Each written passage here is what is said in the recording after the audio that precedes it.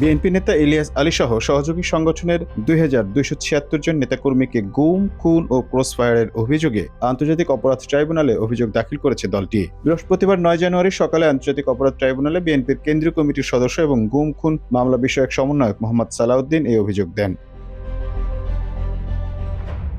জানা গেছে, সকাল ১১টার দিকে দলটির মামলা ও তথ্য বিষয়ক প্রতিনিধি দলের ৩ সদস্য বিএনপির মহাসচিব মির্জা ফখরুল ইসলাম আলমগীর স্বাক্ষরিত চিঠি নিয়ে ট্রাইব্যুনালে আসেন।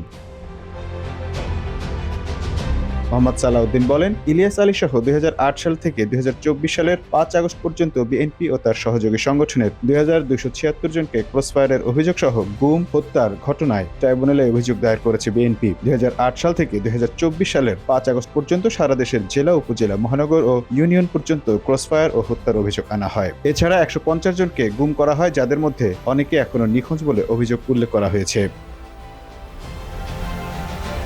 Mamun Mahfuz, time news desk.